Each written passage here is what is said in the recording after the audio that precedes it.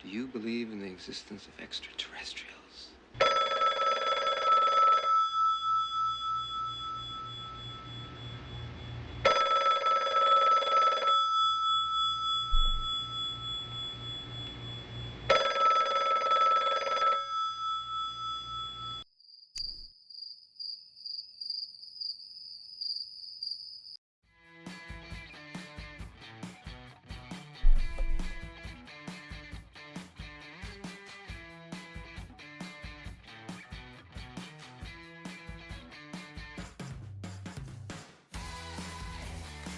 Good morning, good evening, or good afternoon, depending on where and when you're watching this broadcast. I'm Thomas Fessler, my friends, and this is Disclosure Tonight. Happy Saturday, February 8th, 2025. Who thought the year could be going so quickly? There are so many things going on. Who would have thought we'd have new entertainment coming out of Washington, D.C. on a nightly basis? And now more than ever, it's even about UFOs, and I can't wait to see when this heats up. Can't wait till Dodge digs into this one, my friend. It is going to be a hoot and a half, and we're all going to be watching it on the sidelines, eating plenty of popcorn, my friends. How about that?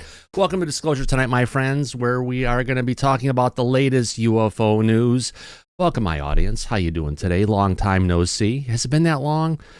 Yeah, no, it hasn't. My back is recovered for now. We'll see how we go and how long it can last, and that's how long the show will last today. Maybe not that long, but we'll see. On that note, let's go ahead and welcome in our audience. Let's get those drums started up and welcome in our audience. Who the hell do we have out there? But wait, before I welcome in the audience, it looks like we have a incoming super chat coming from, hit the button 3 times, shrink it down, bring it up, and well, we got one from Phase Will. It's not showing up right now. Oh, it looks like my chat window died again. Son of a gun. What the hell is going on here? Oh, it's on top chat. That's why. Let's go to live chat. Try it again. Oh, no. Oh, it's off. How did it turn off? Turn it back on. Ah, there it is. It's working again. All right. I want to thank FaZe Will for that wonderful super chat. Holy cow. Thank you very much, friend, for going ahead and starting it off today. Yeah, this chat system's a little flaky. They've upgraded the software, can you tell? And the problem is when they upgrade the software, because it's a cloud-based service, it's the old versions that work so well stop working. But I think it's working. Let me double check right now. Hello, everyone. Thank you. On that note, let's go ahead and take a look and see who we have out there in our audience. Yeah, I'm a little slow today, but let's have some fun anyway. Andy W's here along with Anne Marie. We've got Anonymous Rex. Sorry, Tim, I missed your call before the show. I was going to call you last night. I didn't yet today, but let's catch up after today's show, I promise. Anton Ghost is here along with Aubrey Taco Pirate. Taco Pirate. Good to see that, my friend. That says it all. Azrael Aries is here along with Charles Kerr. We've got Corporal Abe is in the audience. I think his name is David. I like Corporal Abe, though. What do you guys think? I like Corporal Abe. Craig is here along with Craig Smith. We got Danielle and Dapper Dan. Daryl's here along with Digger Dog. We got Diva Kim and Dragon Rider FPV is in the chat. Good to see you, my friends. We also have Eric Groth and the Gurus. Best band I've ever not listened to. We've got Exotic Propulsions, Firefly. Geraldine is around along with Gray Hair Discoveries. And that's Geraldine Durazio. Sorry for not saying your last name, Geraldine, but sometimes I skip around, you know. Gray Jedi is here along with Hemi God. We've got I Am Eloa. Good to see you, Eloa. That's a very unique name. I like it. We've got Jake Knott from State Farm along with J-Cat. We got Jeremy Marin. Jessica Jane, 20. Good to see you, Jessica. John McLean. John Myatt Lockett is here along with Johnny UFO. I'm not going to keep on saying along with. Let's welcome Justin Caesariz and Kane Northrup. Now we got the special Kelly Barot and those piercing blue eyes. Good to see you, Kelly. King Bull's here along with Clipper, Ladybug, and Larky Derry. We've got Liberty Astro UK and the only famous Lit Clicker.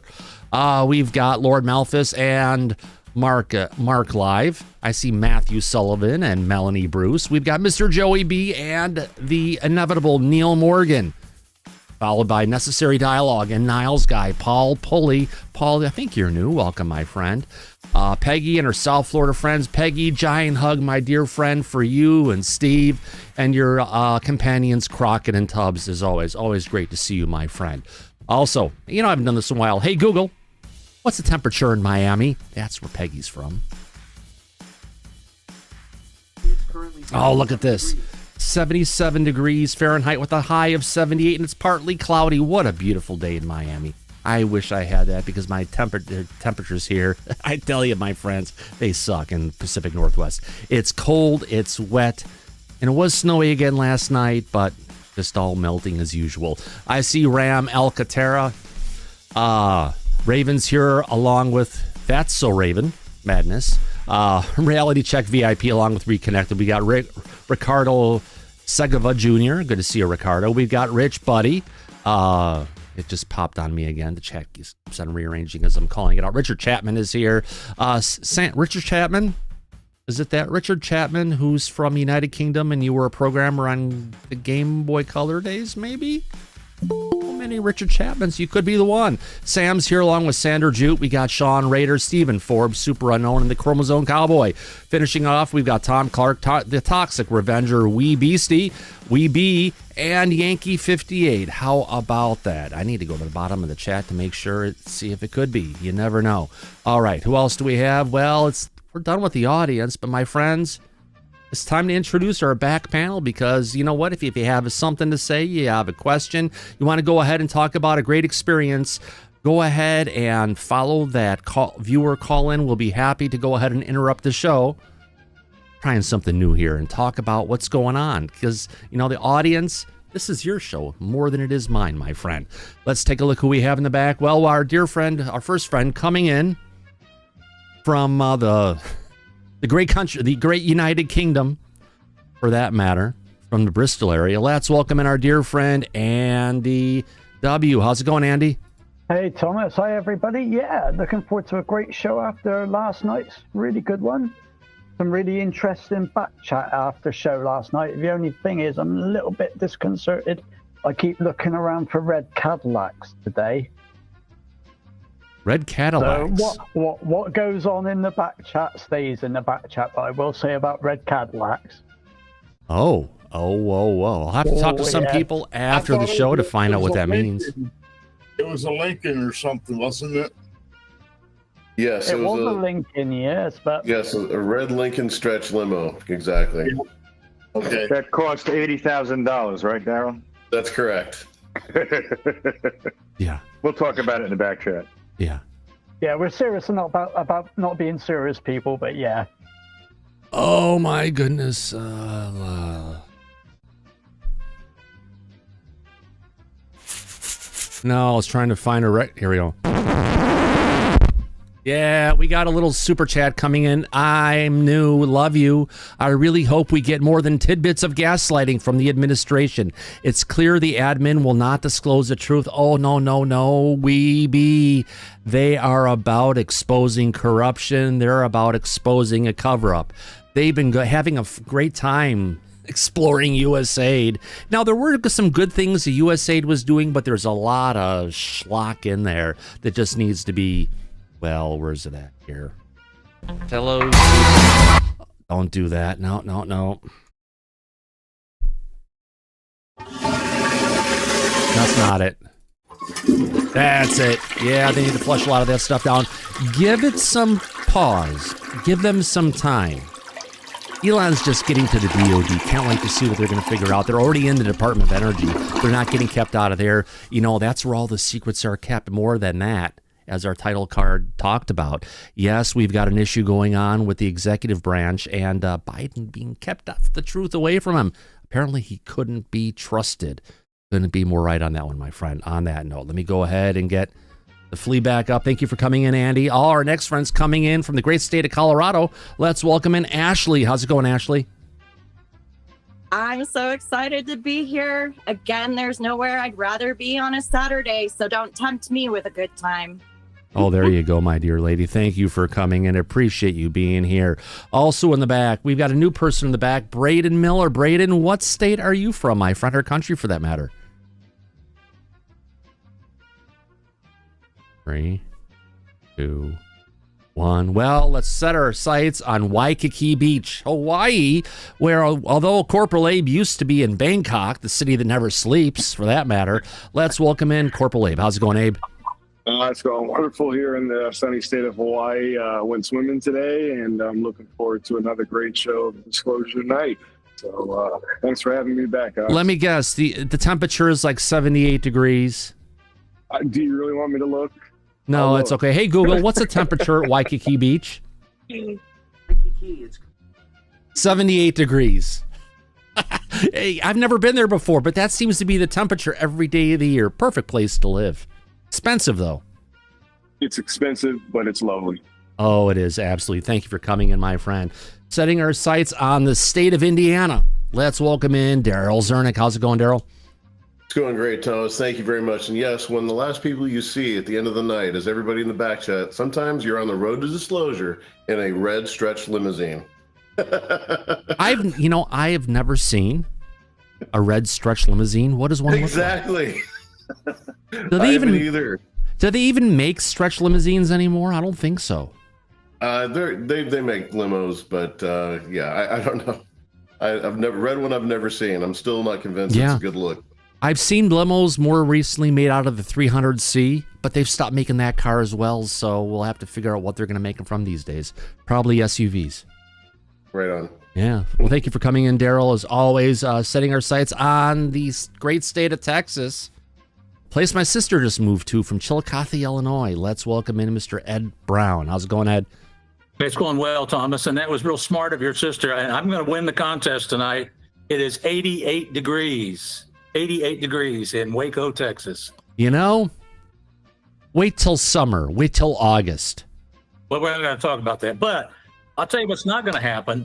What's not going to happen is what happened to you guys in the back room last night when it got hot in Australia. I am not taking my clothes off for anybody. No. We had that, yes. I was like, you know, we had one other person, though, on the show in the past with his shirt off. That was Rob Hellerly's son came into the back chat. That was unexpected, but you know what? It is what it is. Sometimes people are very comfortable with their bodies. Well, you need a warning flag or something to let you know, At least it was from the chest up, you know? We're not sure of that. We're not totally sure of that. Oh, wow. Oh, my. Ashley said she was wondering if it was just the shirt and up, weren't you? You should have seen the expression on her face. Don't throw me under the bus. Are we talking? Did someone say talking about pickles?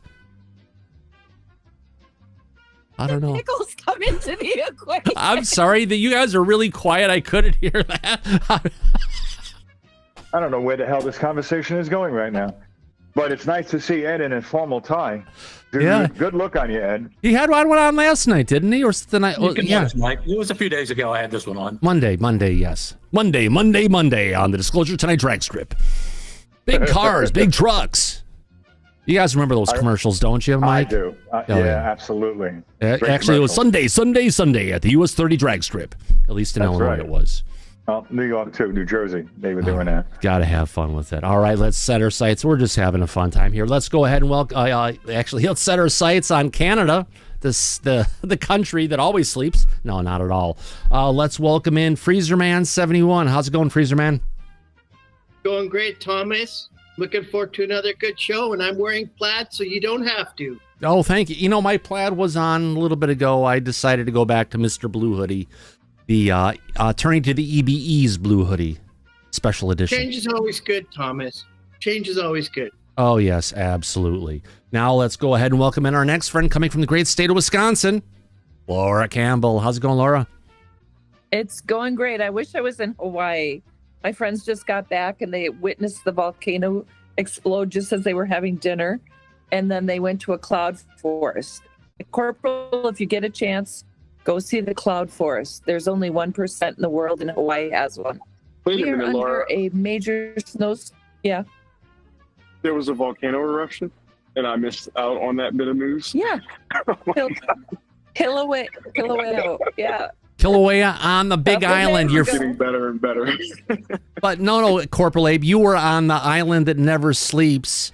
The other one, I think, was probably Kilauea on the Big Island. So Okay. All right. I feel a little bit safer. There you go, my friend. Absolutely. Oh, it's fine.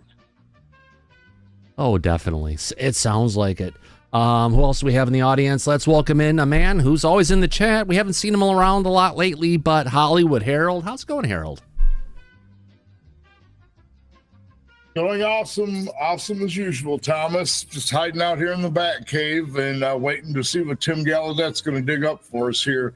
He was one of my first names when they started talking about people to get in there and stuff, man, because he's a real inside guy, right? Yeah, it's a big question, Harold, as far as who is going to be the UAP czar or the UFO czar. I think Trump would like the UFO czar more than he would like the UAP czar. I think everybody out there likes UFOs as a term more than actually UAP. You know, it could be Tim Gallaudet. It could be Lou Elizondo, but we do have a wild card out there, Danny Sheehan. Danny Sheehan was seen in pictures with RFK Jr. at Christmas, and if there's a person who's had his hands in the National Archives and everywhere else, he's old, he's a white guy, he's got a great head of hair, 3 things that potentially would go well with Trump. Not being racist here, folks. I'm just trying to point out the things. You know what I mean. Let's have fun with it. Also, next, who else we have here? I think I already introduced Laura, didn't I? Yeah, I did. Let's move on. Let's set our sights up north on the great state of, no, not the great state, the country of Canada. More importantly, the province where all the users silence. Mr. Michael Sukloff. How you doing, Michael? I'm doing good, Thomas. Looking forward to what Gallaudet going to turn out to be. Yeah. It's rumor, it's conversation at this point, but we're definitely going to talk about it, my friend. Thank you for coming in. Oh, yeah. All right, setting our sights on Massachusetts, where we have one of the few mass holes out there. At least he likes to call him one. Let's welcome in Sergeant Daniel, former USMC. How's it going, Daniel? Outstanding. Good to be here. Thanks. Excellent. Thank you for coming here. And last but not least, save the best for last on that matter, let's welcome in our friend from New York. Let's welcome in Tia Marie. How's it going, Tia? Hey, Thomas. Great to have you here. Can't wait to see what you got in store for today. I know it'll be good. I can't wait to see what you've got in store for today as well. Thank you for coming in. What did I do this time? Absolutely. Did I say something bad? No, Probably. never. Oh, okay. If you did, trust me, I tell you. No, I love you, Tia. I know. I'd give you a big hug know. if I could reach to that television so I could get you. Thank you for coming in. And then setting our sights, of course, on New York, let's welcome in our dear friend, Mike, Disclosure. How the hell are you?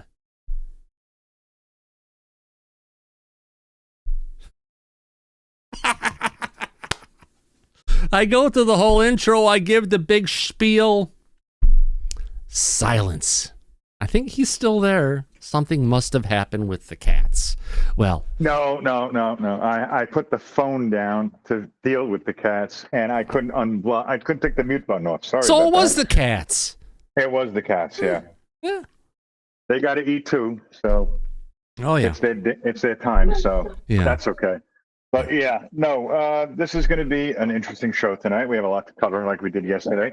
And also we'll get through things and wrap it up pretty quickly. So we'll have everybody enjoy the rest of their weekend. We'll get through this. It'll be good.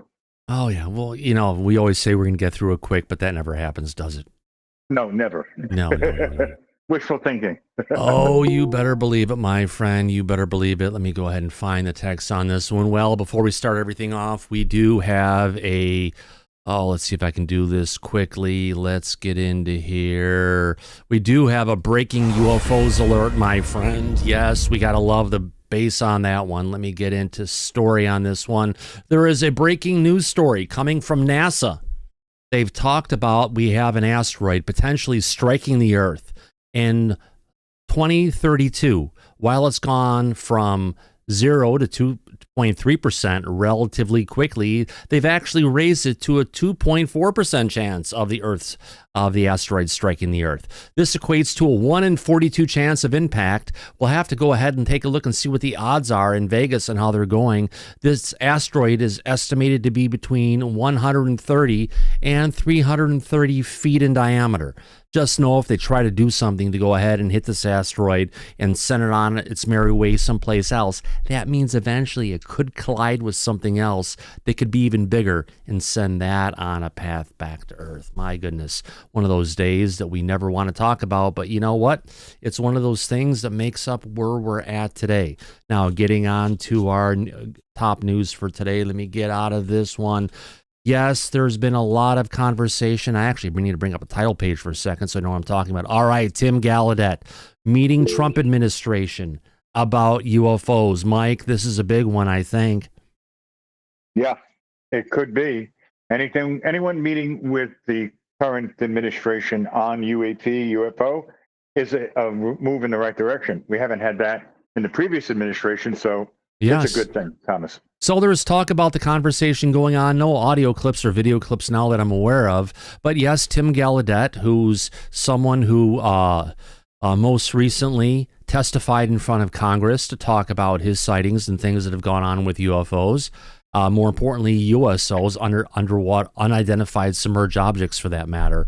But, you know, it's a step in the right direction, Mike.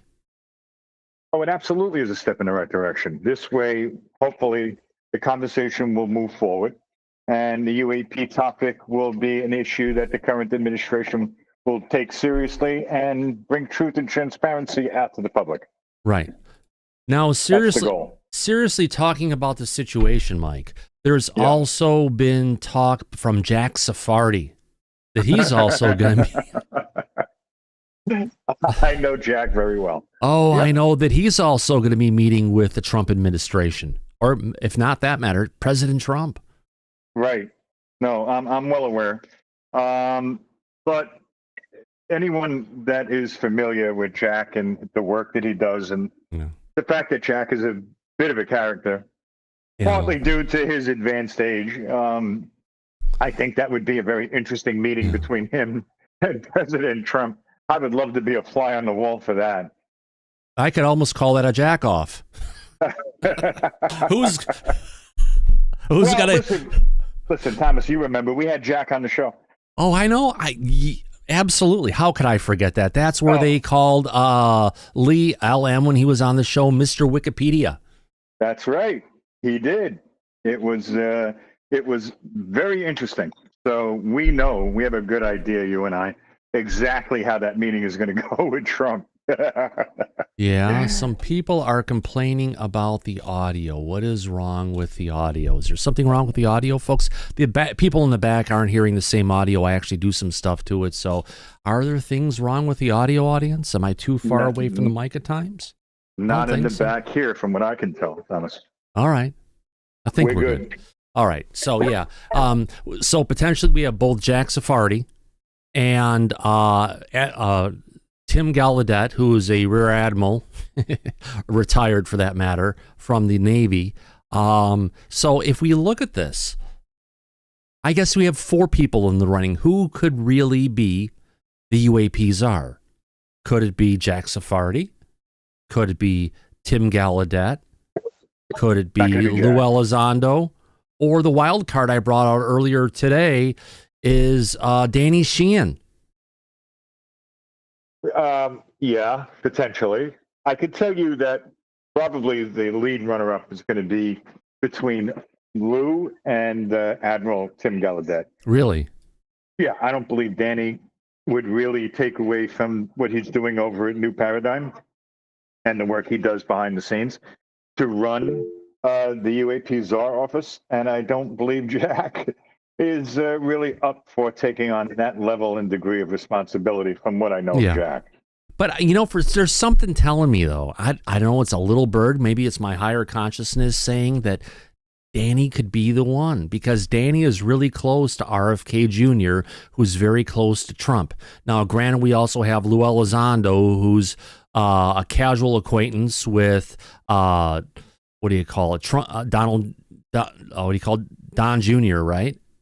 Yeah, Don Jr. That's right. And who is very close to Trump for that matter. It's going to be an interesting situation. Who's going to be able to capture the president's attention? More importantly, get him to say, "You're hired." Right. I think if Danny was really considering stepping away from New Paradigm and working in front of the public as opposed to behind the scenes, I think he would do a very good job in that role. You and I have talked about that. Yeah. Oh, gosh, yes. And here's the thing. New Paradigm Institute isn't just a nuts and bolts operation. They're a lot in the woo, and the woo seems to be something that's getting a lot more popular these days. Remember, if you remember a year or so ago, Lou wouldn't touch anything with the woo with a 10-foot pole. But now it seems to be that's what everybody is talking about. Because Lou has publicly stated, like myself, that he's a nuts and bolts kind of guy. Yeah. Oh, right. So he has stayed far away from the woo.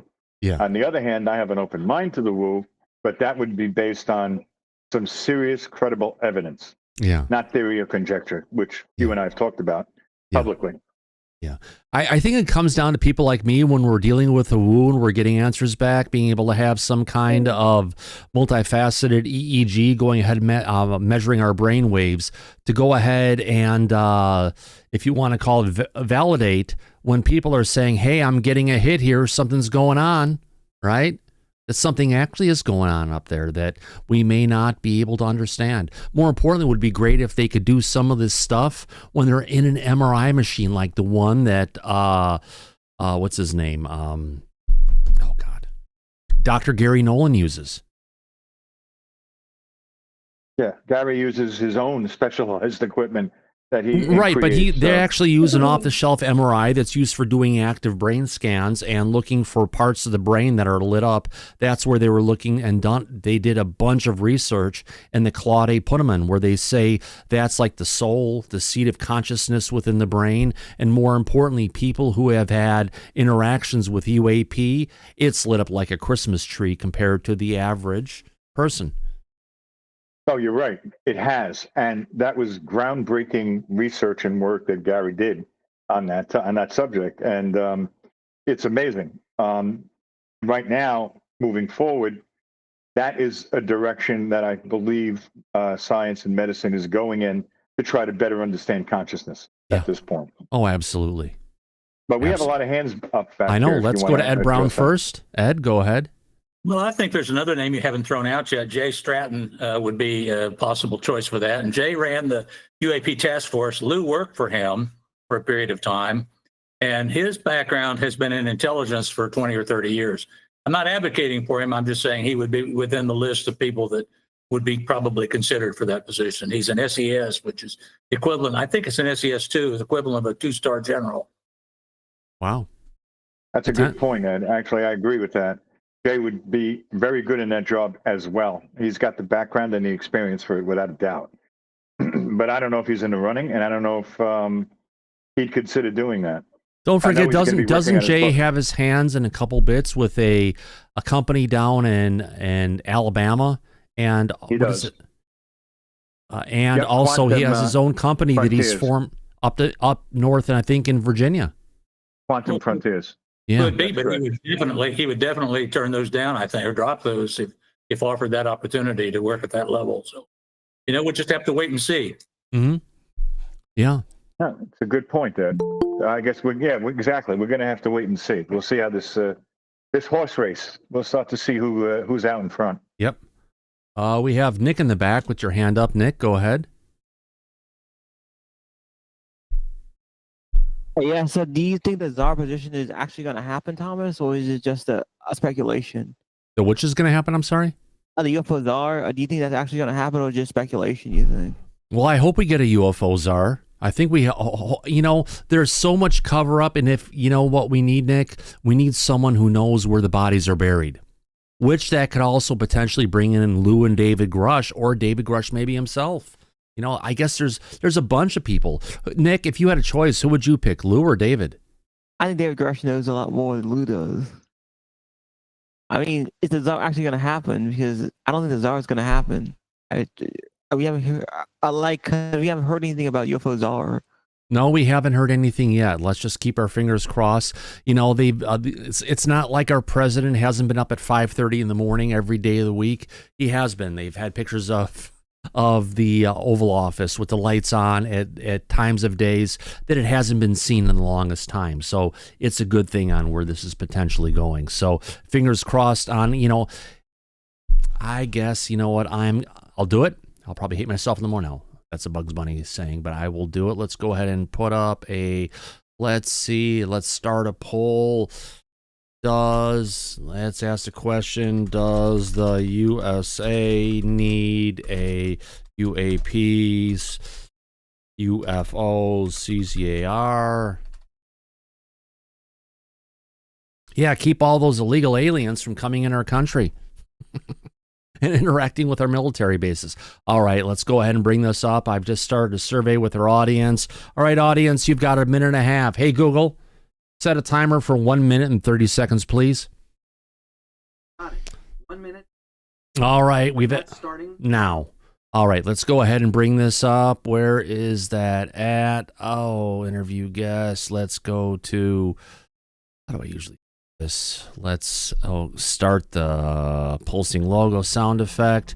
Oh, let's just go ahead and bring it up this way. All right, you're not going to be able to see that. Let me go to full video guest with this. All right, audience. You've got a minute left to go ahead and vote. Does the United States need a UAP czar? I am saying yes, 100%. Mike, what say you? Do you think we need a UFO czar? 100% we do. It's long overdue, and I believe that the Trump administration will probably enact some sort of office to address those issues. Yes, absolutely. Laura Campbell, looking towards the future, what do you think? Do we need a UFO czar in the United States government? Yes. Additionally, I would like to see a czar with a whole panel of people selected properly. Oh, that's a good one. So all the people we mentioned could all be part of that panel, potentially, with one leader. But don't forget, Lou has said many times, I don't want to be a leader. Well, then he can be part of the panel. There we go. Absolutely. Who else in there in the back can I call on? Andy from the United Kingdom. What say you as the last person? Do we need a UFO czar? I said yes. Yeah, I think not just the USA, but the world needs somebody to push for it. There we go. All right, let me go ahead and take a screenshot of that for posterity's sake and go ahead and end the chat if I can go ahead and do that. End the poll. So our audience has spoken. Out of 142 participants in this, we have an answer. 78% of our audience says yes, we do need a UFO czar, and I completely agree with that. Ashley, you have your hand up, my dear lady. Well, we have a UFO UAP attorney. Why wouldn't we need a UFO czar? And Lou has had Sheehan represent him before. So what about Lou with a side of Sheehan? Yeah, true. Now, I had a couple super chats come in from West B. I've missed them because I've had other things going on. He's complaining about stuff really quick. And I'm sorry, West B, I was not intentionally skipping over your super chats. First of all, the crap the administration gave us about the drones and nothing about the balls of energy orbs is absolutely telling. It was the worst explanation. Okay. I like Trump, but he's already preaching God in his speeches. Oh, he's always been preaching God in his speeches. Where have you been, under a rock? He's doing it in a sense that lends zero credence to the fact that we are not alone. He will not disclose, and it's really upsetting. Well, that is very fatalistic. You may say he may not disclose. So it sounds like you like Trump, but it sounds like you don't like Trump. You know, Mike, there's been a lot of conversations, a lot of things that have been coming together in the Trump administration. Do you think he's been kind of busy this last couple of weeks? Yes, but let me play devil's advocate real quick here. I think what we're hearing is a lot of frustration coming. Yeah. And for good reason, because as we've spoken about publicly here on the show, Trump promised to disclose all drone-related information on the second day in office. And no, he didn't say all drone-related information. He said he would get to the bottom of the drone situation on his first day in office and let the public know. But clearly it sounds like the information that was let out, not by Trump himself, but by our press secretary, didn't quite answer all of the questions of what was going on. No, we ended up getting more questions than answers to this. Yeah. And we thought we would have a simple answer and an explanation about what Biden was hiding the entire time. Yeah. So there's frustration, which I can understand, and I'm sure so can you. Oh, absolutely. Yes. We just have, let's just take a non-fatalistic, we are only in this, several weeks into the administration. I think we've got a closer chance to go ahead and disclose what's been going on in this UFO cover-up with our current president than we've had with any other president before him. Because if there's anybody about draining the swamp, anybody about trying to bring out corruption and hidden government programs that are not in the benefit for the people of the United States, it's who we've got now. Give it a little bit of time, take a deep breath, enjoy the daily entertainment we're getting out of Washington, D.C. I haven't had so much fun watching the news as I haven't had in almost 8 years, Mike. Oh, I agree. And I know that he's putting his money where his mouth is. He hired Elon to go in there as Top Gun and start cleaning house, which he's been doing. And look at all that's been coming out recently. Oh, my from God. US aid. That's been covered up for decades, and now we're getting it out publicly. So, yeah. Right. Yeah, you got to give him credit for that. Let's give it a little bit of time. They've just brought in 2 people into the Department of Energy, which is an important step. The DOE is probably one of the most secretive agencies we have in the United States government. And now they've brought in the Dodge people to go ahead and dig into what's been going on in the spending. And I bet they're going to find some very interesting things. They're going to go through agency and agency and agency. I can't wait to see what happens actually coming now that we have Daniel Ratcliffe, who was a former director of national intelligence, as the head of the CIA. More importantly, we've got a new Tulsi Gabbard, who's the new director of national intelligence. Tulsi, right? She actually said in her opening statement to the Senate that she wants to stop the cover-up on things like UAP. Well, she's a former member of the military, so she has experience, and she's very pro-disclosure. Yeah. So this is an ideal position for her to be in to bring the truth out. Right. And we have an administration who is positively looking towards uncovering corruption in government. And if you look back at what happened in Roswell, I've said this many times, right? If you look back what happened in Roswell, right after Roswell, what did the government give us, Mike? They gave us the Air Force. Didn't they give us the CIA? Yes, they did. And they gave us the National Security Act, basically turning the United States from the United States of America into the national security state of America, taking away a lot of rights of its citizens. Several years later, we got the Atomic Energy Act. Again, clamping down on even more information that the United States people deserve to know. And it has remained silent from the government's aspect and position on this ever since. Yeah. Right. That's a very good point. So now, for the first time in almost 80 years, we are potentially facing, at least for this year alone, for 2025, to get access to some information publicly that we've never heard before. Yeah. So I'm looking forward to that. So as far as like what he's been doing, bringing in Elon, going through all these different things, bringing up accountability, all the stuff that is happening in our government while some people don't agree with it, I get that. It's a split country for that matter. The stuff that he said he was going to do, the promises made are the promises that are kept. And if he said that he was going to go ahead and bring out the truth on UFOs, give him a little time is all I can say.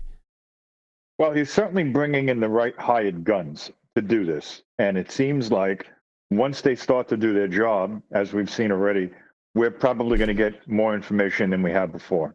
Yeah. It's going to be interesting, but we have a lot of hands up back here as well. Again. All right, let's go to Michael Suckup. Sorry, I had to go ahead and interact with the chat. We had some people going and saying that I wasn't covering their messages. And yes, I did miss them. I apologize. If anybody hasn't realized, yes, there's been some problems with the chat system today. It's up, it's working. And I'm sorry I did not see people when they were throwing super chats away, because, I mean, throwing super chats, not away, but towards us for that matter. Sorry about that. Wrong word. Last thing we want to do. Michael, go ahead. Yes, I voted yes, and I think Tim Gallaudet would be the ideal czar. Mind you, there's lots of good choices, so no matter who he picks, I think we'll get something good coming out of this. I don't know what else I can say. Thank you very much. Yeah, but don't forget also, Lou did work for Mad Dog Mattis, and he has talked positively about him in the past. The thing is, Mike or Michael, I don't think Trump likes anybody who's talked nicely about Mattis in the past. You never know. Yeah, that's a good point. Oh, you're right. And we know that Trump holds a grudge. So that might be an issue. We'll have to wait and see, like I had said, wait and see what happens. Yeah. Moving forward. Absolutely. Tia, your hand is up, my next door lady. Hi. So I think that I don't think that he would judge Lou based on him defending Mattis back in the day. I think Hopefully what Mattis not. was back when Lou was in the military, but under him, he was a totally different general at that point than what he was, disobeying orders and, you know, collusion with another country is what happened. What he did do that. Right. Oh, yeah. And you can't just say whatever you want under a sitting president. I mean, you deserve what you get after that. Right. And I wanted to say that, you know, I haven't been voting long. Very long on the Republican side. I'll say that, but I have been paying attention, and I have never seen a president make so many promises and then have keeping them. So promises made, promises kept. In my whole time paying attention to politics, That's how it was the last time he was in office, right, Tia? And this time, it's like it's supercharged. Yes, and I think that we should give him a little bit of credit for that, and I know that Trump derangement syndrome is a real thing, like it's a real thing. But I don't think that we should stop calling that stuff out either. But I think we should also hold other people accountable. Like no president has ever hit the ground running like this. And I'm excited to see where we're going. And I'm excited for all of the younger people that are in the administration, like JD Vance, you know, all of them. I think we're heading in a really positive direction for once in my lifetime. I just want to say that. Yeah. Thank you. I appreciate that, Tia. Great comments. Hollywood Herald, your hand is up. Yeah, after watching that new press secretary they got and stuff, I'm just wondering how long she's going to be in that position and stuff, man. They're going to give her a lot of flack for that comment, aren't they? Yeah, she's making some little slip-ups here and there. She's only 27 years old at the start of her career and everything, so she's trying hard. You know what? You know, the prior Trump administration had Sean Spicer and a bunch of other people who were in that position for a period of time. We can call there were some schmucks in that role, but they finally got it worked out. Let's see where this goes. Fingers crossed, but really great points. Now, are you concerned about the current press secretary and something that she may not be able to bring across, Harold? I'm just wondering, she's going to get all this dumped on her and stuff for them to hand in her this ridiculous statement she made, man. You put a lot of pressure on her for a young person, right? Right. Well, the statements she made were based on the information that was given to her, right? Exactly. But, yeah, you know, still, she's going to be the one that's going to feel a lot of the weight and stuff, not the higher ups that passed it down, right? So, you know what we need to do? We need to leverage Peter Doocy from Fox News. He seems to be the person who's always called on. He's the golden child now in the press room. Let's see if we can get them or other people in the press to start pressing the president and other people on this topic, because the answers we got so far. Oh, I got a sound effect for that. Oh, a bullshit artist. Right? Am I right? I agree. Oh, yeah. Yeah. Yeah. Because, the government going ahead and saying, we ain't found shit. Ain't gonna pull it, my friend. That ain't gonna work. And we'll call it out. Let's go on to Freezerman 71. How goes it? Thomas, I voted yes.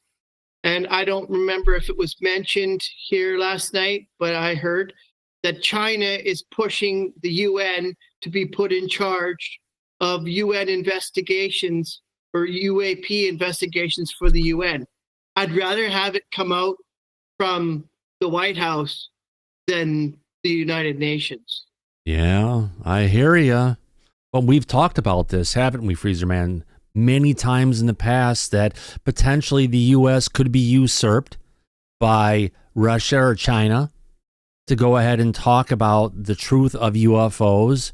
And let's see how much leeway they have, and more importantly, how much evidence they have to bring forward the truth. Now, we know, we think with really good precedents behind us that the United States government has a shit ton of information about this, and they've been keeping it silent from the public, right?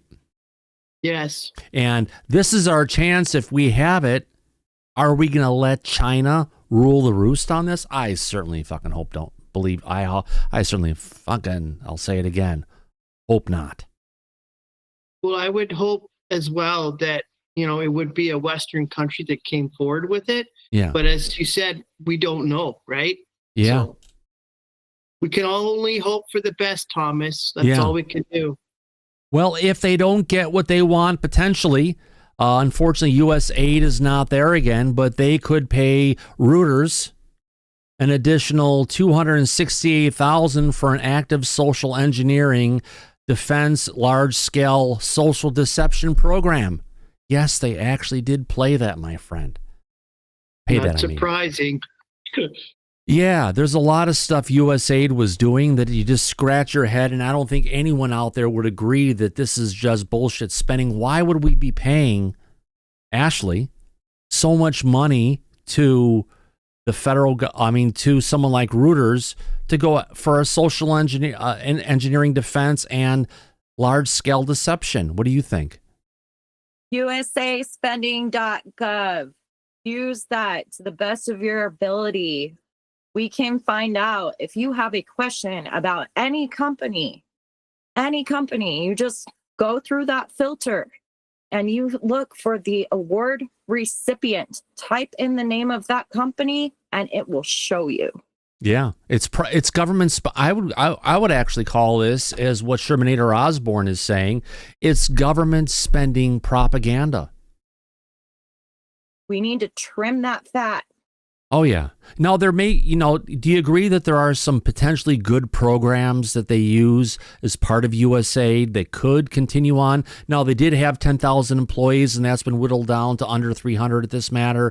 But if it's just about the necessary funding to help in emergencies or famines or something, that makes sense. But if they're spending money on stuff like this, it just seems like they're spending money to deceive the people of the United States, if not the world. Absolutely. And there are many nonprofit organizations who band together that are good people that will come together in times of crisis and go help anyone in our country and other countries. It's usually our community that we look toward in times of need, because look at how FEMA treated Hawaii and North Carolina and California. It wasn't FEMA, it was the people coming together to help each other. Right. And it comes down to the executive branch. If we have these billions and billions of dollars to go ahead and fund all these programs outside of the United States, why don't we have that money to fund what we're doing here within the United States? It's a sad situation. And the president of Kenya actually recently told his people, well, you know, what do you expect from Trump? Trump is not our president. It is time for us to become independent. Yeah, that makes absolute sense. Not reliance on foreign governments to go ahead and deal with what they're trying to get done, but self-reliance and doing what's within their within their field house, for that matter. Great comments, Ashley. Thank you. Well, I'm all for helping people that want to help themselves. Right. You know, got to meet us halfway. It's a hand up, not a hand out. I like that. That's a great idea. I love you, Ashley. Thank you for bringing that up. Let's go to Ed Brown next. Ed? Well, we pivoted a little bit. I will comment. I agree with Ashley on the use of those funds, and I think an excellent place to spend that U.S. aid money would be on a super chat for Disclosure tonight. Thank you, Ed. I appreciate that plug. Definitely good cause. Let's go back for just a minute to the czar. I wanted to point out who it's not going to be. A piece of good news here. It's not going to be Kirkpatrick. Y'all want to agree with that after what happened? And oh gosh, yes.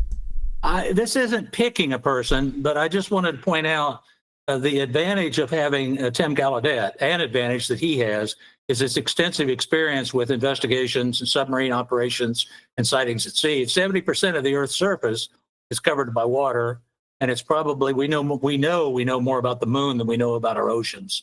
So I think he could add some considerable credibility to the USO issues. Now, while the Space Force has observed UFOs coming in from space, we've probably had a lot more sightings coming in from the Navy of UFOs coming out of the water and going back into it. What do you think? Absolutely. Yeah, I agree. Thank you. Richard Dolan's coming out with a new 2-book series on USOs. Who If is? you've heard of it. Dolan's. Dolan, yeah, actually, if I can go ahead and do a shout out to Alan Levine, who's been on the show many times. He's been working with Richard. This book series should have been out many times in the past to keep on pushing back his production dates, but a majority of the pictures that are going to be in those books was done by Alan, who's been on the show in the past several times. Yeah, so I think it's going to bring out a lot of news here in the future as we start to delve into some of those USOs. Oh, absolutely. A great point, my friend, because, yeah, ancient civilizations hiding under the ocean, it's probably the safest place on the planet. Would you agree or disagree? Oh, I think being here on a Saturday night is the safest place on the planet, but maybe that's the second safest place. I'm just throwing them at you, Thomas. Can't you catch them? I'm catching them. Thank you very much, my friend. I'll throw a frisbee back at you again as well. Thank you. We'll see you later. Absolutely. Tia, you have your hand up, my dear lady? So I got two things here. Ed, I think I have agreed with you, and I, for the first time, you got me to change my mind about Tim Gallaudet because of the ocean. Like, until you said that, I would never have even thought about that. Yeah. So you're 100% right. I think that would help a lot. And I wanted to say to Ashley that for FEMA, it's true that the way that they treated our people was terrible. But I'll remind everybody that California was treated like the golden child. They had the arm of government, and they had every Democrat, singing praises and ran to California. And meanwhile, our people in North Carolina are still sleeping in tents. Yeah. So they got no help because they were mostly Republicans. So we need agencies that are not political and that keep their nose out of political business, because when they get political, we suffer. Have you heard the latest things coming out of LA? Let's see, we've got Karen Bass, who's the mayor of LA, saying that we're going to do an equitable rebuild of the Palisades. Absolutely crazy. And not just that, we also have Governor Gavin Newsom going ahead and saying, we're not going to let the people rebuild what they had before. We're going to put all these different regulations and things in place. And we have to look deeply at this and how we're going to go ahead and build it to go ahead and get it in a way that's more sustainable. So we're seeing keywords that are there. if they own that land, it is their land, and I hope that the people of California vote them out now, and they see what kind of government they have. I don't know if anybody watched on TV, but Gavin Newsom had his hands like this and like dancing around about what he was going to, what kind of money and people he had coming in there, and that's just, that means he had that, and that idea was floating around that Congress floor in California way before the people heard about it. Believe that. Yeah, absolutely, Tia. And nothing against you with the lighting you have going on there. You remind me of the alien interview video that we've seen. Where we got your face kind of lit up and floating in the dark. I love it, my dear lady. Love you guys. I love you too, Tia. If I could give you a hug, my dear lady, I definitely would. The light turned on magically. There you go. Let's welcome Syrup. Syrup, you have your hand up, my friend, calling in from California, I believe. Yes, sir. Just a couple things real quick. One is, I hope Trump's bias for religion doesn't get in the way for this alien or this NHI cover up, right? Because I think, if they do discover that we have NHI bodies, that maybe religion should be looked at differently, possibly. And and another thing is, the thing I worry about is when they start to look into this stuff and they start to look into what the Pentagon's been spending money on. Hopefully they just don't get it's black budget and we can't tell you anything more than that. And if it's a national security issue, then maybe they just tell us it's black budget stuff, but they won't go deeper. That's what I worry about. Yeah, I think those are some good worries, my friend. I appreciate you bringing that forward. Corporal Abe, you have your hand up. Should I call you David or Corporal Abe? Whatever you want to call it, Thomas. I'll call you Corporal Abe because that's what's on your screen. So that's fine, bro. I agree with you and Ed. As a U.S. Navy sailor, I've seen UFOs and things I can't explain from the flight deck of my aircraft carrier. I've read the reports about the David Fravor incident. But what I found really interesting was their recent report from the Pentagon disclosing 757 space UFOs that the last administration failed to disclose to us. And then we had Kirby playing us all, the whole world, telling us that UFOs or drones weren't an issue and there's nothing to see about the UFOs. So I don't know what's going on. I just hope that we get some answers really soon because you can't classify reality. No, you can't, can you? It's one of those things. Thank you very much. I appreciate that, my friend. Oh, I did that here. Is that going to fuck up the chat? I think I just fucked up the... Go ahead and go back. Reset it. Sorry about that. I screwed up the chat. What have we got? There we go. All right, let's go ahead and continue on. Sergeant Daniel, go ahead, my friend. How you doing? I had to bring up a couple things with Lou Elizondo when he said that the truth behind the whole thing is going to be somber. I mean, why do you think, and why does everybody think that the whole world is keeping the secret? I mean, you got these third world countries have UFOs splashing in there, splashing down, and you don't have someone coming out and saying, "Yep, I saw it," for except for the guy in Israel. He said that we have, Star Trek running around on the moon. But it's not just him. We also had the former, one of the former defense officials out of Canada say the same thing as a gentleman from Israel. What would keep all the presidents and everybody from disclosing all of this? I mean, I have a feeling there's something in common, and that's the UAP itself, the UFOs themselves. I mean, that's the common factor. Could it potentially be that if people realize the truth about UFOs, like Reagan has said, it could unite the world in a way that our governments aren't prepared for and stop us seeing borders around our planet and have humanity unite against the governments who aren't giving us the information? I'm worried about Trump. I mean, I thought that the drone thing was I thought that was just horrible. I mean, listening to that, he didn't even come out and say it himself. He sent her out there with that wishy-washy nonsense. And we all know that there's something going on, but I mean, what is it? Who knows? You know, they're not going to tell us. And I don't think it's they're never going to tell us. Give it, I think give it a little bit of time. I think we will see something. Well, if they come out with any kind of, if someone asks the question in the Pentagon and they come out with like a denial, we know we're all screwed. So yeah, that's true. Absolutely, my friend. The reason why they won't announce it is mainly because the agreements part is a pretty touchy subject. Like if you told the public, okay, we sold you out for technology, I don't think the average American would accept that. I think they would get very, very angry if they told if the government actually admitted to that. Okay, if they sold us out for technology, because potentially if we have an overlord, someone is so millions of years advanced on us, I don't think potentially they'd have to make a deal with the little hairless monkeys running around on the planet who've gathered some of their crash technologies and figured some of this stuff out. I wish it would be that way, Nick, but fingers crossed we can. If there are agreements, then I don't think the government can ever admit to that. I just don't think they can admit to that, Tom. That's a big subject for average Americans to actually understand. Well, they sold out. Which basically means let's shut the show down. Let's not have disclosure because disclosure will never happen is kind of what you're saying. I believe they can do like some stuff like, okay, these things crash. Like we don't know where they come from and stuff like that. But I don't think they can like truly delve into the subject like, okay, we sold you off technology part. Yeah. I don't think they can ever say that. Interesting point, my friend. I appreciate you bringing that up. Let's go on to Sharky Marky. Sharky, you've been in the chat before. Thanks for joining us again. What say you? Hey, Tom, what's going on? There's so many things to talk about, but I'll just start out with this. I can't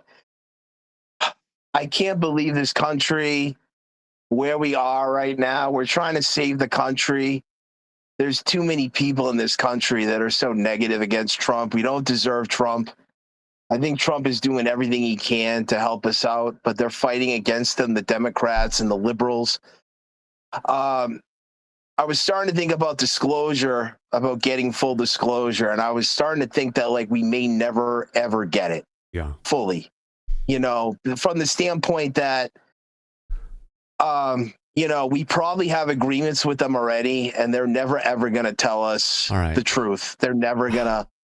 I don't think it's ever going to fully come out. I think we already have enough disclosure. Oh, no. Thinking about it for a long time, and I think that we already have enough evidence. It's right in front of our face. And, and then when it comes down to California and North Carolina, how could these people, the population of these states, how could they not get these people out? The bait and switch in California is the most disgusting thing I've ever witnessed probably in my life.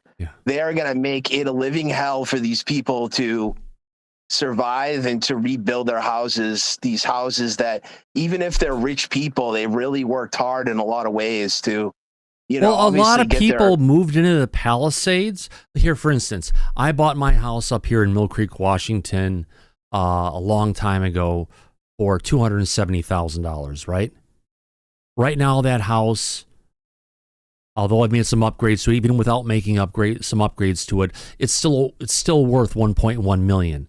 It's the same thing that happened within Palisades. There were a lot of people there who have been living there their entire lives, and they got their house 20, 30, 40 or more years ago, and the prices of the homes have gone up, but the people who are there are still living there. Could they afford to rebuild without their insurance and everything else? They're some of the most, rich people in the country, but they're human too. But I guess the point I'm trying to make... I think if you're talking about some of the most rich people in the country, you're talking about the people in Malibu. More importantly, the people in Malibu who live right along the ocean that burned down. Sure. Those are the richest people. But there are a lot of common day people like myself who live and have lived in Palisades for the longest time, who lost everything. So I guess you just have to look at it with a bigger and open the focal part of your lens a bit more to see there's a lot of different types of people who lost everything. Family houses. Well, you talk about people that want to help themselves. I mean, they would impeach these people, get them out of power right now, but I don't believe that's going to happen. And I just think that you know, how could you feel bad for a lot of these people too? You know, they need to get new leadership into these states, and to treat the population, you know, way better than they have been. But, you know, we're talking about California and North Carolina until that happens. But if you look at the country, really feel right? bad for these people. I was a true blue Democrat, just like Kelly Brote in the audience. I voted straight ticket Democrat my entire life. It wasn't until recently that I've started splitting my vote across and specifically not voting for the Republican Party, but voting for someone like Donald Trump. Just because 20 years ago, it was a different atmosphere, different society, different civilization. Oh, yeah. But now it's like the liberals are in their death throes and they want to prevent transparency. They want to prevent disclosure. Right. And I mean, just look at these states. They're just examples. If you don't get leadership out, things will never change. They're not going to change. Right. You know? And the people who complain the most when we're doing a deep dive into these different areas are the ones who are the most crooked. Time will tell. I can't believe it. We don't deserve Trump. That's the only thing. We don't. No one's grateful enough for what he's done. He's done amazing things. Yeah. He doesn't get enough credit. He deserves way more than a little credit. I think he's going to do whatever he can for disclosure. Yeah. I think he knows it's on his, you know, his administrative, to-do list. So we'll just have to see. Yeah. Time will tell, as the saying goes. Thank you, Sharky Marky. And if I lose some audience members, I hope you don't go ahead and unsubscribe from the show, which if I bring this up, I know a bunch of people will. But you know what? This is something that is perplexing the United States government, more importantly, the people of the United States. Tia, you have your hand up, my friend.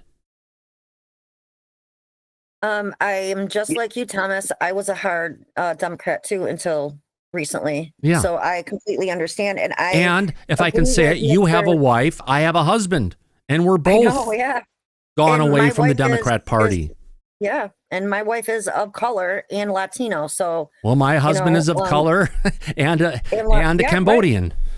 Right. So we really get it. We really see the whole spectrum of it. Yeah. And North Carolina, I think it was FEMA that screwed North Carolina over. And it was, the president of the United States at that time would do nothing to help them. Right. It wasn't just FEMA, though. But remember, the Army Corps of Engineers wasn't even in there doing what they could do. They were shackled from being able to help.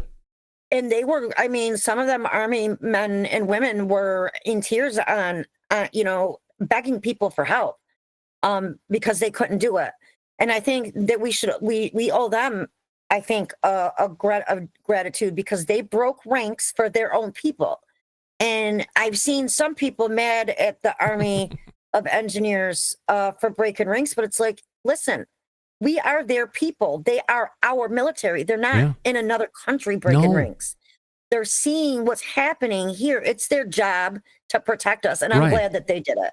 Absolutely. So use all the resources we have to help protect and take care of the people that we have here. And if we're taking all that money and spending it someplace else, what are we doing to our own people? That's the problem. And that is that is what broke the camel's back for me when I seen all of that money going overseas and they were taking children from their parents in North Carolina because their parents were Trump voters. It just hits you in the heart, doesn't it? It just it does. It does. Yeah. Yeah. It does. Thank you, Tia. I appreciate that. Wow. Great conversation going on. We're not even talking. We're talking about UFOs, but we're talking about the stuff that's going on in the government. Mike, this is something that we said we're going to go ahead and cover, and the audience approves clearly. Well, this is something like we've always mentioned that it's part of the overall problem. The cover up and everything to do with what the government has kept with the UAP from the public has to do with politics, has to do with politicians, has to do with the current administration and previous administrations. The only way we're going to get the truth out. So we have to talk about it, like it or not. Absolutely, my friend. Absolutely. Now we've got to go ahead and get back to some of the stories we have on board. Oh, where can I get to? How long is this one? This one is short. This one is coming to us from Neanderthal, who was on our show earlier in the week. Ashley, you have your hand up first before we cover this one. Go ahead. I was going to say, I wrote earlier that it feels like a bad relationship, right? And so I just happened to look up bad relationship. And here we go. Signs of an unhealthy relationship: control. One partner makes all the decisions. Abuse, emotional abuse, includes gaslighting, isolation, threats, jealousy, poor communication, dishonesty, disrespect, and dependence. But you know what? As a community, we have not given up, and we're going to keep fighting for disclosure, just like the survivors that we are. And we have a voice now. Yeah, that sounds like my relationship with the Democrat Party. Seriously. What we've all been dealing with, and why so many people have started, especially with the shit that's come out in the last week, have started looking in the other direction. Now, wow. I appreciate you being here, Ashley. Thank you for your strong voice. You guys are the ones that make it possible. I mean, that's why we're here. We're here because we're banded together, and we're going to fight for what we need to know. And as long as we just band together and we treat each other like we were saying earlier about the community and our fellow neighbors helping each other, we're going to have such a powerful voice together. Yeah. Because one might not hear it, but all of us together, that's a huge difference. Yeah. It truly is, my dear lady. Absolutely. Let's go ahead and move on. Now, Lou Elizondo was discussing the Trump administration currently firing people that have been trying to sequester the truth in many areas. Also talking about Tulsi Gabbard being the director of national intelligence, and she's fearless. This is coming from the Julian Dory podcast that we just had. There was another appearance from Lou Elizondo on there, and it's a really compelling show. I would recommend everyone, our audience, go ahead and watch it. Let me go ahead and bring this one up. Here we go. Let me make sure I've got our fair use on there. Here we go. Let me see if I can zoom this up a little bit larger. Let me bring this one in. Bring it to here. That should make it the largest. There we go.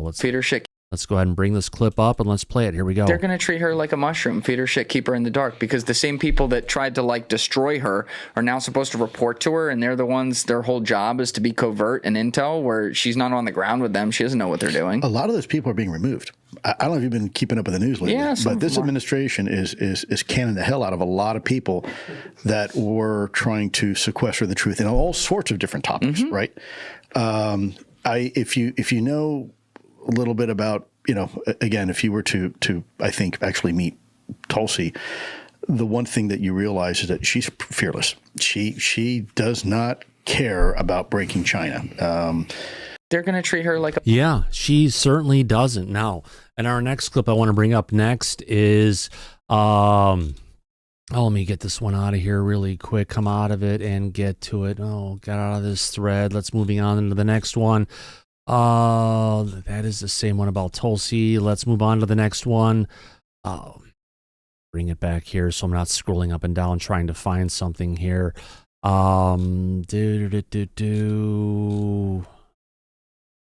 Stuck on there. That's what I get for getting zoomed up so much. Let's get past that one. We have another one here with Lou Elizondo on the Julian Dory podcast, talking about the National Security Council declined to brief the previous president on UAPs. Why would the National Security Council fail to brief the commander-in-chief on crucially important national security issue? And who made that decision? Remember, Lou Elizondo talked about this. He was a consultant or a government contractor for the executive branch of the government. So if anyone's going to know potentially what's going on with UFOs in the executive branch, that would be Lou Elizondo. Let me play this clip, and then I want to get in and talk with us about Mike, because this is a deep one that we've talked about in the past. Let me go ahead and bring this up here. Let's play this minute and 30 clip of Lou Elizondo talking with Julian Dory about this. This is a deep one, folks. Yes, they kept the UFO secrets from Biden because he couldn't be trusted. Let's play this. Here we go. with the Biden administration on this? Was there anyone the in National Security Council didn't even want to bring it up to him. Really? Yeah, we had to protect. There's a very, very senior individual that was part of the Obama administration. I won't say who because I don't have permission to say it. And he wound up getting a position with the Biden administration in a very that would be Jake Sullivan, I believe, specific capacity, and he was going to champion this cause up at the National Security Council. Long story short, National Security Council did not want to have this conversation at all, and in fact said we're not even going to bring it up to the president. Now, maybe there's reasons for that. Okay, maybe there's medical reasons, maybe there's cognitive reasons, maybe there's operational, functional reasons. I don't know. But the bottom line is you're not going to tell the president you are just as guilty. You are guilty of the exact problem we've been saying, that the president is not being informed of certain programs, and you are part of that problem. Yeah. You on the National Security Council are not telling the boss what's going on. Who the hell are you? That's right. You're So we have programs going on from the executive branch that are ruled under the executive branch. Remember, folks, the executive branch survives from administration to administration for the most part. There's parts of the executive branch, it sounds like, that even the current president isn't involved with, and it's something, Mike, I've been bringing up to you for a while. Oh, you have. And we've talked about this publicly for a long time now. But here's the interesting thing.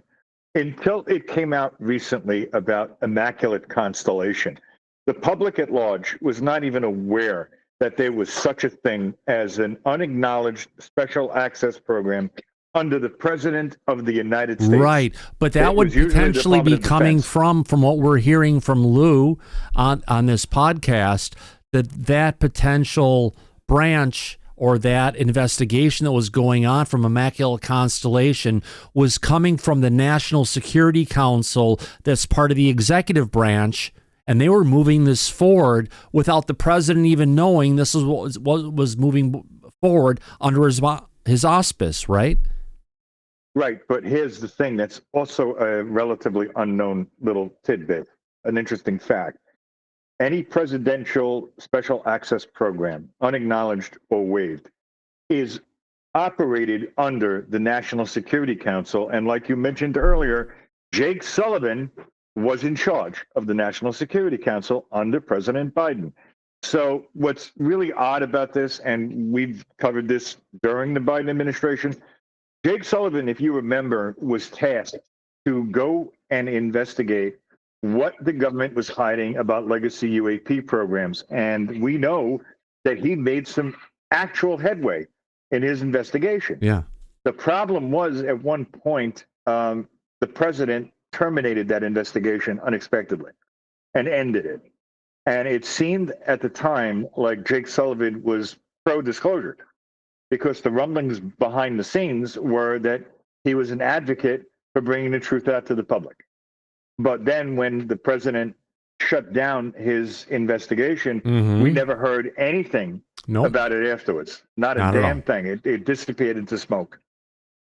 But now it came out that Immaculate Constellation was a USAP, a presidential USAP that was operated by. And who do we hear that from, National Mike? Security Council.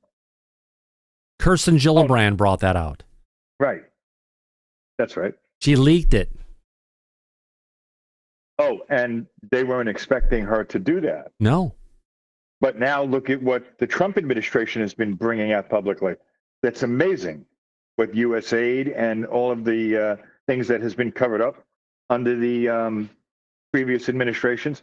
I got to tell you, with this new information that's coming out, and mind you, people feel that if they're not knowledgeable on this subject, and I'm not just talking about UAP or UFOs, I'm talking about government corruption. I'm talking about all kinds of things that the government didn't want the public to know. So as a result of that, we are now beginning to understand what a cesspool has been going on in government, kept away from the public as far as what they've been hiding, the propaganda that they've been doing with the mainstream media, the hit pieces that they've been conducting. And a majority of this has been under Democratic administration. Right. And more Now- importantly, the people in Congress who we've been saying over the last week or so, because the Congressional Disclosure is dead, is because the people in Congress, a majority of them, are freaking dirty. Well, They're you aware and of I this broke- shit going on.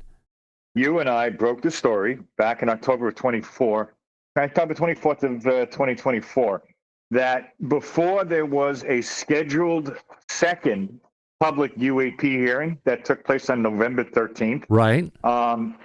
we said that there are members of the executive branch that have been having behind closed door meetings with certain members of Congress to either block, prevent the public UAP hearing from taking place, or suppress witnesses and information that would normally come forward at that hearing. Now, that was back in October 24th.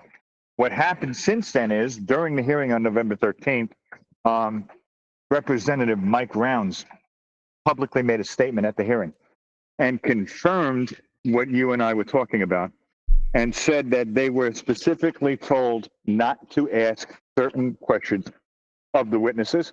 But at that time, we were not aware, the public wasn't aware, that they were supposed to have not the 4 witnesses that testified.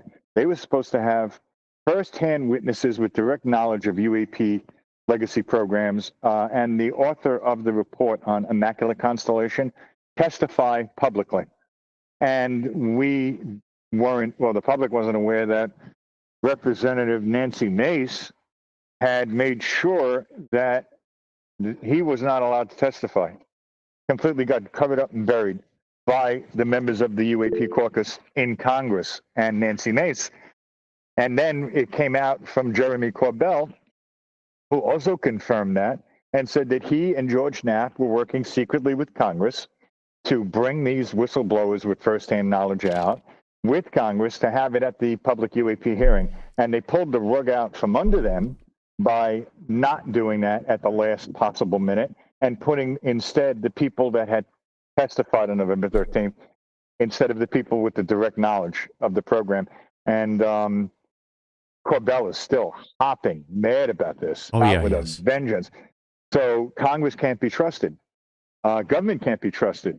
Anybody with actual knowledge that wants to come out publicly is not going to be able to do it through normal government channels, which is surprising because all these years that people have been pushing for transparency from the Congress and from the government, these whistleblowers that put a lot on the line, they're getting fucked over. Yeah. And they're getting buried and swept under the rug. And it's not right or not fair to them. And this is coming out more and more now under this administration currently than it did in the previous administration or administrations before that. So I think now is going to be something we're going to all be aware of and get access to information that we're going to know exactly what they've been hiding and covering up the whole time. It's going to get ugly. I mean, the other day we played on the show, what was it? They were taking the sign down off the building. That's how bad it is. Yeah. But it's about time. It's about fucking time. No, They there need are, to do that. some people in our audience have said in chats I've been bringing up on the screen. Yes, I'm clicking on all of them to make sure they come up, my friends. Even now, you look at the situation that's been going on. There are some good things that USAID was doing, but there's a lot of partisan and fringe politics things of different ways of thinking. We're trying to go ahead and push forward on the world, irrespective of these are fringe thoughts that we used to come from the old administration. Now, supposedly this program USAID was not there to deal with these things, but clearly it was. Here's the thing, Thomas. USAID is a Central Intelligence Agency front operation that they funnel all sorts of black budget money through. They also use foreign aid to overthrow foreign governments, including our own. They have been behind this for decades. This is not something new. This is not something that they recently did. This has been an operation going back to the 1950s with Operation Mockingbird, which was paying mainstream media and corporate media to dispel to the public government propaganda that they wanted the public to hear. But wait a minute, And that's now- what we're seeing on money that was given from USA to the New York Times or New York Post? I think it was New York Times and Reuters and all these different organizations. Yes. Of all the money they were kicking out for what is basically looks like, or Politico, for disinformation campaigns. You know, what was it like 36 for 36 subscriptions? Maybe it was 46 that they were going ahead and being paid like over $500 million for that. It just doesn't make sense. So let's take a look at Ken Klippenstein, who did the hit piece on David Grush. They paid him $208,000 for a subscription right before he went and did that hit piece. So, yeah, they have been, look, the CIA is ruthless. And if they declassify the Kennedy papers, I have a very strong feeling that we're going to find out how dirty their hands actually are. It's going to be something that's a black eye on this country and our history. You know, someone says in the chat, dead fish cheese spread. Go get your toilet paper now. I've seen videos, I'm sure a lot of people have seen it, of people at Costco of trying to get their eggs, and within 10 minutes of the warehouse opening. But you see people with entire giant, not the carts, but like the pallet movers that they have for people to go ahead and get, are filling the entire thing up so it's selling out. I guess it comes down to, let's stop the hoarding and what's been going on from people taking too much eggs, and let's make it available to everybody, not the people who want to get out there and take 90% of their inventory in just one purchase. It doesn't make sense. No, but you can apply the same rule to the propaganda that the government has been systemically putting out to the public and paying for it. Yeah. And this is what we're talking about and covering. We've been. So this is now starting to come out because of the current administration releasing all this information and these details. So we're seeing the money trail. Yeah. Which there's no disputing that. It's not a theory at that point. It's a fact. Yeah. It's disturbing, Thomas. And it's just the tip of the iceberg. More is going to be coming. And honestly, we've got Clutch Films saying spam chat. No, I haven't seen anybody spamming in the chat. What I've been seeing is a lot of individual people bringing up comments, and I'm just bringing them up because, you know what? People deserve to be heard. They do. Except the chat's moving really fast, so I had to turn off the auto chat and click with the finger myself because I want to bring everybody's comments up because they're decent and it makes sense. If we could, we have Andy W. and then Syrup with their hands up, Mike. Go right ahead. Andy, I believe he's first, right? Yes. Go ahead, mate. Yeah. Going back to the hearings, the last hearings, do you think it was a shutdown effort? Yes. We had the likes of Lou and David Gallaudet and all the others who we've heard, whether you like Lou or not, I'm more positive towards Lou. Andy, we've heard all these stories before. Listen, real quick, mate. Thomas and I covered this live on the show at the time of the hearing. And one of the things that was disturbing to us, which is why we brought it up publicly, we were aware of it privately. But the reason we made it public was because we spoke with Lou. And we wanted to know if he was confirmed to be appearing and testifying. A week before the hearing on November 13th, he still didn't get notification officially.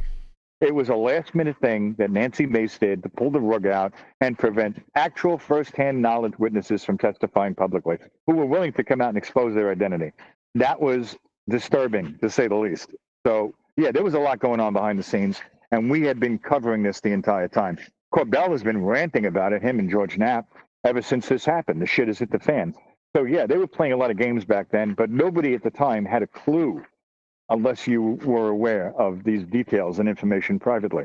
But Thomas and I do our best to bring all that information out publicly, even though sometimes it burns bridges for us and crosses lines that we normally wouldn't cross, but we feel that the public has a right to know.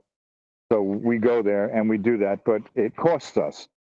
So and also, the fact that Corbell brought out and the names escaped me, the information that Schellenberger then was credited for. Yes. Oh, that's another scandal. Sorry, the whiskey's talking. Yeah. it was a total, the negativity from that last hearing from Congress, the members of Congress that were, heading it. It was a complete shutdown. I don't know where we go from here. They seem to be, pushing back. They're closing the doors to it all, and I don't know. I don't know if Congress are against it. How do we go forward? Through like Thomas has mentioned, the executive branch is the only way forward. They have to bring the truth out to the public because really they're the only ones who can. But it also comes down branch, to the people Congress. in the executive branch, Mike, who are actually supporting of the current president and think he's cognitively available to go ahead and talk about this. Not that they're concerned that he's going to accidentally talk about stuff that they don't want him to talk about. Right.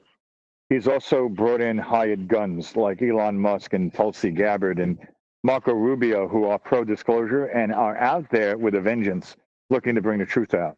It all helps. This is finally, I believe, that we're on the right track as far as the executive branch doing the right thing and bringing the truth out to us. No, really quick, I want to add this in here, Mike. Anton goes, Go someone had said in the chat that we all know Corbell found that document and Congress never gave him credit. No, he didn't find that document. He got the person who wrote that document for Immaculate Constellation, the insider, the whistleblower within the government, as I turn on auto chat now so I can focus on this. This is one of the things that was important to bring out the truth. Now, that person who was a part of, when Jeremy Corbell went in to interview people like David Grush or Nancy Mace, to go ahead and to talk with Nancy Mace and not David Grush, but Tim Burchett. When he went to talk with them, he said, you want to talk about this? I've got the people here. We can go ahead and talk about it. Do you want to talk with the whistleblower? They said yes. He excused all of his crew except for one of the cameramen, and he had actually snuck the whistleblower into their office so that whistleblower could have a one-to-one conversation with members of Congress. And irrespective of that, Mike, they still shut it down probably from the DOD and kept that information from bringing out to the public, which still shows that the DOD, more importantly, the deep state, has the ability to control members of Congress to keep them from bringing the truth out. It's was bullshit. Not just the DOD. It was the National Security Council that reached out to key members of Congress and advised them that if they were to move forward like planned, it would violate national security of the United States. And as patriots and elected officials, they were not able to do that. They bought into that bullshit. Are you sure it was the National Security Council and not the DOD? If that's the case, that would put people who were involved with the National Security Council, who are concerned about national security, if those individuals, Lou, were to go ahead and take the role of the UAP czar, that means we're going to get the same kind of shutdown of the truth about UFO disclosure because it's an issue with national security. This is something we've both been worried about for the longest of time, haven't we? Oh, absolutely. You're 100% right about that. And I know for a fact that they were using the national security argument to sway members of Congress that normally wouldn't be swayed. It was the only argument that they could make that would convince them to pull the rug out for the public UAP hearing on November 13th and swap those witnesses out the way that they did. They didn't do it because they said, oh, please, pretty please, would you do this? No. Right. They used the national security argument. It worked. It was successful. And anybody that is former military that believes strongly in national security for this country is going to abide by that. Right. And we now, know that. Don't forget, Mike, we haven't talked about this before.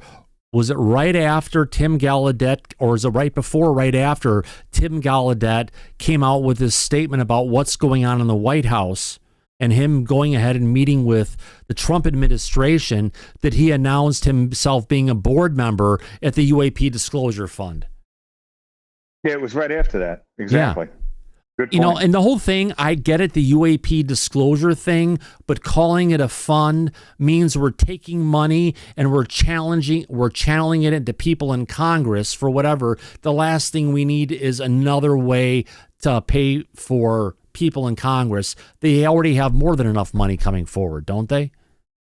Oh, between the military-industrial complex and between USAID, that also plays a part in their funding, both public and private.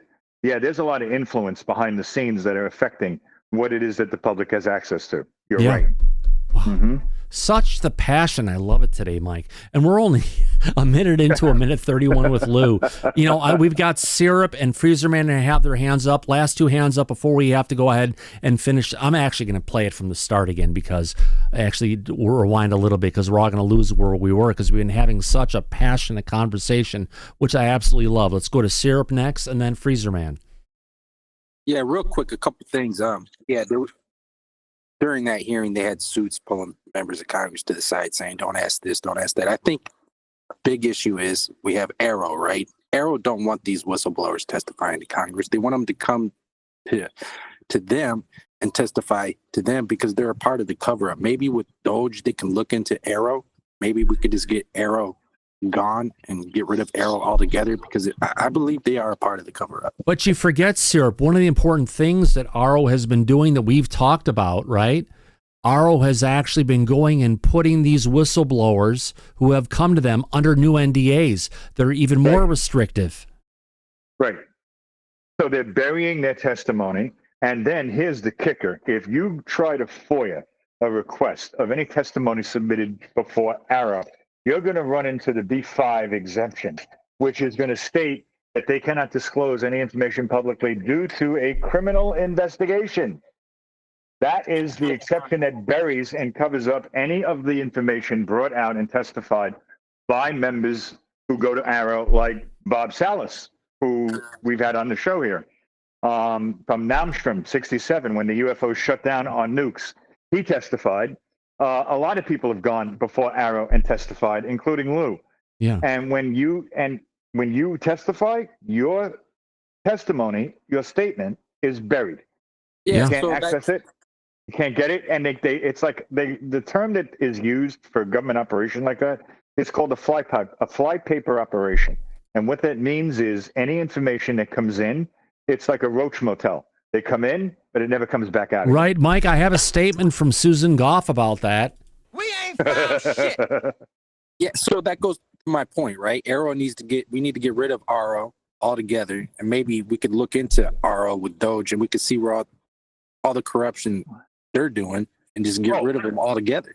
Well, Thomas and I have been having some private conversations about this very subject, and I can tell you what we were talking about. Since they stood AARO up, and it's been operating, the one thing that has never come out publicly is AARO's budget. How much do they get? What's the exact number? Never had that information out. It would be nice if Elon from Doge is able to get that information, bring it out, because I think that there's a lot of dirt there, and where there's smoke, there's usually fire. And as far as the organization as a whole, AARO needs to be shut down. Mike, as far as their budget, they got the, if you want to call it Jurassic Park treatment, where there was basically, there is no budget. Whatever they need, they were supposed to get whatever money they should have needed for their operations should have been allocated to them, which was basically an open-ended amount of money coming from the U.S. Treasury, but that's not what they got from the CFO from the Pentagon, is it? No, it isn't. And we know that, but the public does not. No. And that information has never been released, and they've been covering it up the entire time and continue to until something changes. And the term, Mike, I forgot, was spare no expense. Right. And what have they actually done? Not a damn thing. No. They've done a great job in covering stuff up. Remember when we had the great paper that came out from the, the National Academy of Sciences in Ukraine, where they talked about different UAPs that are basically everywhere in the sky. They had the ones moving at really fast speeds in lower orbit called the phantoms that were black, didn't reflect any light. And they had the other ones called the cosmics, which were bright, brilliant objects that they were basically being able to record going from multiple observatories within Ukraine to go ahead and capture their media and bringing it out. Now, with the same day that report came out, Sean Kirkpatrick drove 3.5 hours unannounced Yeah, bullshit, right, unannounced, to Avi Loeb's house to ring his freaking doorbell, to go ahead and encourage Avi to go ahead and write a rebuttal of that paper, to go ahead and say, no, this stuff is impossible, it can't happen. That's the kind of cover-up that AARO's been involved in. More importantly, we had David on last night, David Hooper, right? Talking about the different platforms they're going after, and they're looking at the platforms called the Gremlin platform that the DoD, more importantly, AARO has put out there to try observing some of these platforms. You know, they're not using the platform coming from the Galileo project. Why? Because we ain't found shit. Exactly. They spent all that money, all that millions on some platforms. They haven't given us any data worth shit. The only thing they've been going after was going ahead and searching for Avi Loeb's tiny little balls, metal balls, off the island of Tonga. Right. Or that's exactly right. Yeah. No, you're right. And the problem is that now AARO has been operating with impunity. And that paper you're talking about that shut down the Ukraine... it didn't shut it down. They went and basically tried to go ahead and disprove all of the claims. Now, within a week of that paper coming out and Avi Loeb went and said all these different things weren't right about it, they came out with a brand new paper to go ahead and address what Avi Loeb... It was completely ignored by Avi Loeb. He never addressed anything because... Truthfully, it looks like, we need to go ahead and look at Harvard University. More importantly, Avi Loeb. How much money has he gotten from USAID for the stuff that he's been putting out there? There may be a link. Ashley, you want to look into that for us? Into Avi Loeb? Avi Loeb and Harvard University. Okay, will do. Thank you. Bingo. I think there may be a money trail there for us to find, Mike. Oh, there's a lot that we're going to find, Thomas, especially with Ashley's help. Oh, gosh, yes. But here's the thing. That paper that was written by Avi Loeb was co-written with him and Kirkpatrick, if you remember. Kirkpatrick, yeah. Right. And they did effectively shut down the Ukrainian organization that wrote that report because our own audience member here in Disclosure tonight, Dr. Tim Taylor, who is over in Taiwan, he has been working with them to try to get that report acknowledged in the scientific trades. But the problem is that because of the report that Kirkpatrick and Avi Loeb had written, they blocked that report from being acknowledged by any of the scientific journals. Right, that's correct. And now Dr. Taylor is working with them to try to get that report issued in because Dr. Taylor is a professor. He's a doctor of electrical engineering. Right. So and Ashley, that's another one. Look into the National Academy of Sciences in Ukraine. Yes. See what kind of money they've gotten from USAID. Right. So because you know what, we talked about this last night, Mike, when Joe Biden got on the phone call with the lead prosecutor, actually with the leaders of Ukraine, and said, you know what, you need to stop going and investigating my son, or I'm going to go ahead and take this $1 billion and keep it from coming to your country. That was money that was promised from USAID. So there may be some things in there on all of these things, not just from Harvard, but also National Academy of Sciences Ukraine, that all gets into the deep state part of this, that shows and illustrates that it's a cover-up. Oh, it's all been a cover-up. And I could tell you this, as far as now the members of Congress that are publicly advocates for disclosure, but behind the scenes are not, one of the members that I still trust is Tim Burchett. Oh, God, yeah. Because it's a cover-up. Oh, yeah. Oh, yeah. He doesn't have the same agenda that they do. No. He's independent. He doesn't rely on funding from them. His constituents pay for his campaign and get him elected. So he's not corrupt. He has stuck to his guns on the message that he's put out publicly and still does. So if there's someone in Congress that you want to trust for true disclosure, Tim Burchett is one of them. Yeah. Oh, completely. Absolutely. All right. I know someone else, TBT, have your hand up, but I'm going to get to you in a second. I want to get back and finish this off, this video of Lou Elizondo talking, because we haven't even scratched some of the stuff we wanted to cover today, Mike. Oh, I know. We're just getting started. All right.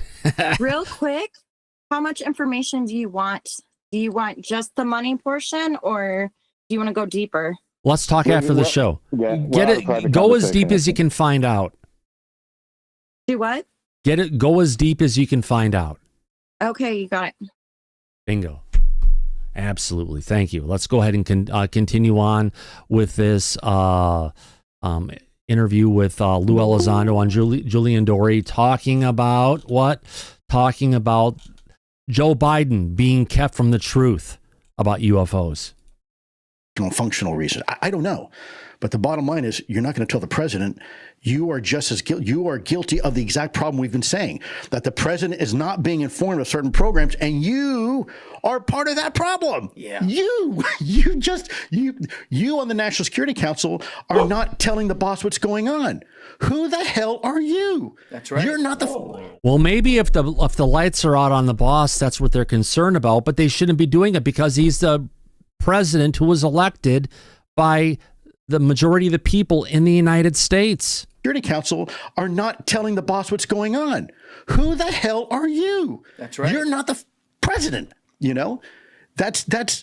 Wait a minute. If you're making those decisions on behalf of the president and you don't have that authority, dude, don't look now, but you got problems. Oh yeah, big problems, right? I mean, that's treason. That's how coups start. Coup d'etats when people in government start making unilateral decisions outside of legal avenues. Was there? I love seeing Lou so passionate about this, but that's the truth, Mike. This is how we get a coup. But if you have a president who's there in office but nobody's home, what are you going to do about it? Not much. Well, here's the thing. Number one, as far as the point about Lou being so passionate, publicly, Lou is very reserved, as he should be. And most of the interviews that he does is very even-keeled, as it should be. But you and I are well aware privately of just how passionate he really is. And this is par for the course for him. It's something you and I are very well aware of. That being said, aside from that, we know that when David Grush had conducted his 4-year investigation of over 40 witnesses that had firsthand knowledge of the government's legacy program, that he then went to Senate Majority Leader Harry Reid's house, and he spoke with him about that investigation. And then Harry Reid got on the phone and spoke directly with Joe Biden. So anyone claiming that Joe Biden had no knowledge of anything to do with UAP or UFO or the government's involvement is not accurate. Not a true statement. David Grush spoke publicly about that. We know this already. So what was going on, the cover-up, how deep it goes, it's mind-boggling, because the president may very well have had a hand in this as well. You don't know. All of the evidence so far is leading in that direction. So they claim he was having Alzheimer's and mentally incompetent, and the lights are on, but nobody's home. I don't know how true that statement is either.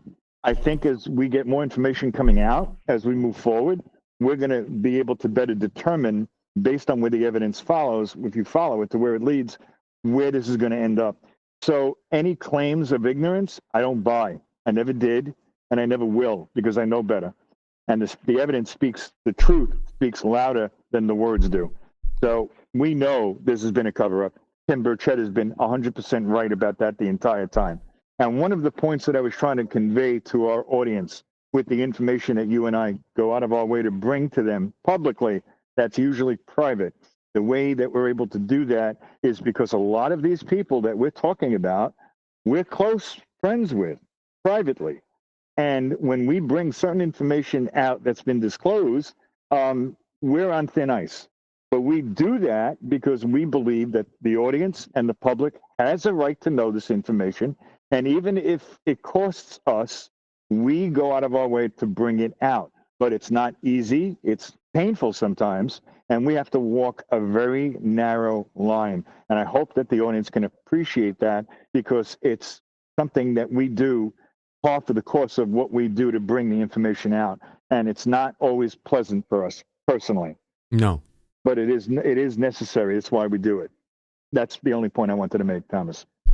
Thank you, Mike. I appreciate that. Yeah, you made really good points, and it's just a matter of knowing what the truth is and trying to move forward on it, and knowing that, no government is perfect, but clearly there are some imperfect things that may be being brought forward in the coming days and weeks and months ahead that I think will make all of us happy. I certainly hope so. Yeah. That's what it's all about. Well, absolutely. And we'll see. We're going to follow it. Freezer Man has his hand up, so I guess we could take a question from him. Go ahead, Yeah, Freezer Man, go ahead. Thanks. I just wanted to make a comment that with Anna Paulina Luna coming out with next week with whatever statement she's going to make, we don't know. I'm just wondering if she is going to speak on behalf of the UAP caucus to try to force the White House to come out and say something. What do you think, Thomas? I can give you my opinion on that real quick before Thomas answers if you want. And I can tell you that we covered here on the show, if you remember, and this goes back to before they had the second UAP public hearing on November 13th. Long before that date was put out and they had the actual hearing, they were fighting and pushing to get it authorized. And during that time, Thomas and I were talking publicly about it because we knew what was going on. At that time, Representative Luna made a statement that they were going to be holding, in lieu of a congressional hearing, they were going to be doing field hearings. Now, I spoke with members of Congress at that time, and they assured me that if, in fact, at the time they weren't sure they were going to authorize it or not yet, but if they were to authorize it, they said it would only be held within Congress. There would be no field hearings. But she made that statement publicly. And I was also told by members of Congress that sometimes Representative Luna tends to make statements that are not entirely accurate. Right. So you need to take it with a grain of salt. And Mike, Thomas and I made that clear. Right after that Thomas? came out, they made an announcement also about Senator Marco Rubio being in charge of the National Archives and information coming out. I have a feeling that what we're going to be hearing about is potentially a disclosure panel or people within the government who are going to be involved with disclosure on many fronts of government cover-ups, and it's going to be involving people like Anna Paulina Luna, potentially Tim Burchett and others to go ahead and work for bringing out the truth. Right. But to answer Freezer Man's question, sometimes even from passionate members of Congress, they can overspeak, or they could make a statement that may not be entirely true or accurate. You have to take it with a grain of salt and wait to see how it plays out, ultimately in the end. That's the point. Yeah. So that's my answer to that. It makes sense, Mike. Now, we do have one more story to go ahead and cover today, since we're pretty much heading towards the end of the show. We've got an audio clip coming from Matt Laszlo and Representative Chris Smith talking about on the UAP swarms. One went down, we were told, over Langley. So I think this goes over the UAP swarms, not over the ones that were over New Jersey. We're talking about the ones that were over Langley. We're talking about a year ago now at this point. And potentially you've got the former astronaut, Mark Kelly, going ahead and saying, yeah, it's our adversaries. So let's go ahead and, I wish I had something better to listen to, but we've got a clip here from Matt Laszlo. Let's go ahead and play this clip and see where it takes us. Here we go, Mike. Welcome to the Ask a Poll UAP podcast. Curious your thoughts on what the White House said about the drones over New Jersey. But the FAA. All right. I'm just apologizing up front for if it doesn't sound as good as it could.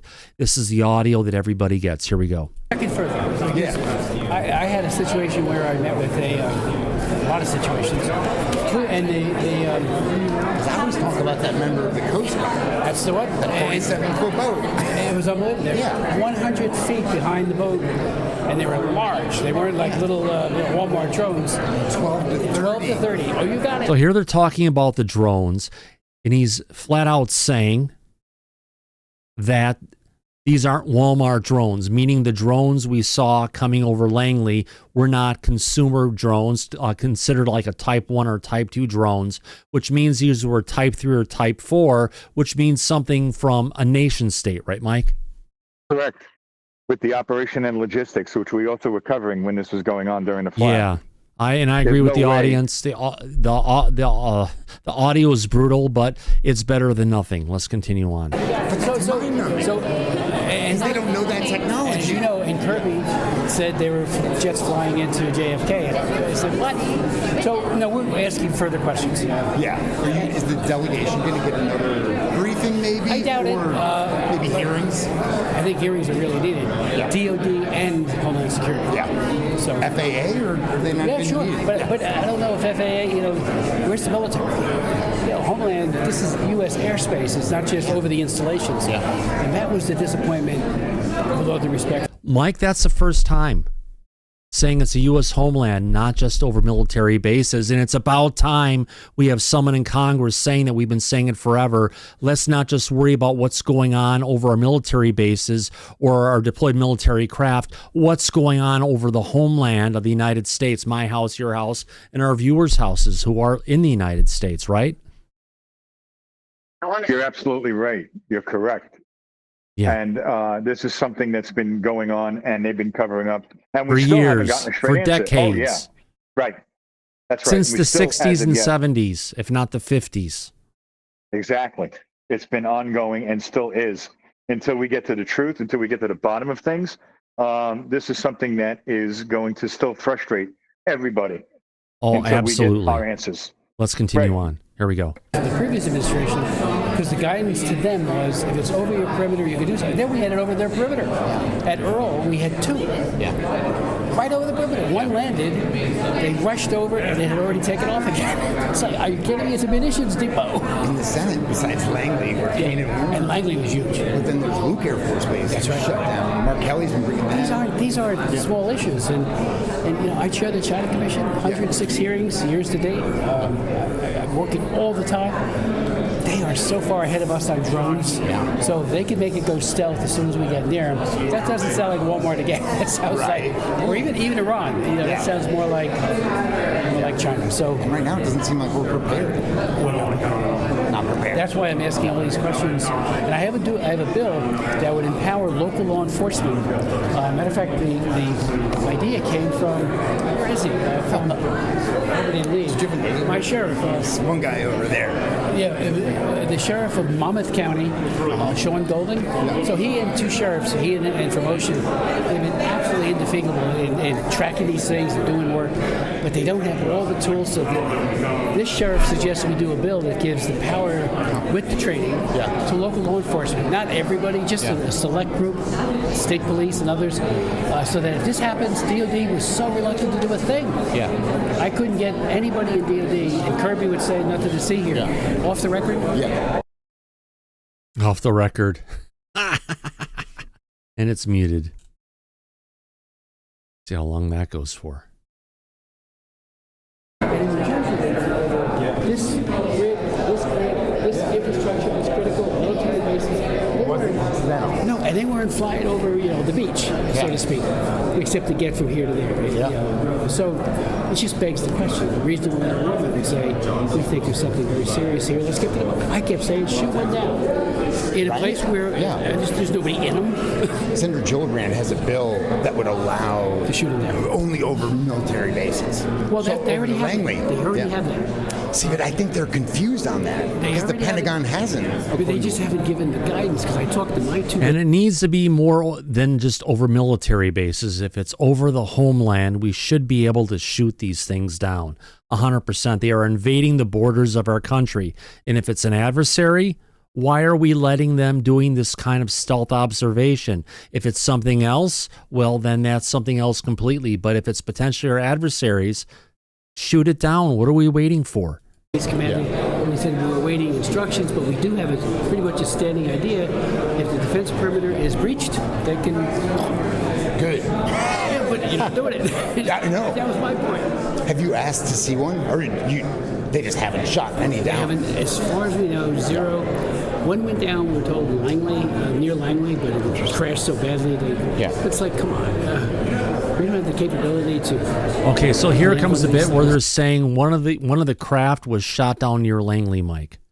Even if it was shot down, there should still be rubble and other stuff to be able to tie back to the technology to a specific group of individuals or a country for that matter, a source of origin, to figure out where it came from. Not everything is going to be burned to dust unless it was specifically had technology in it to make it burn to dust as it was coming down.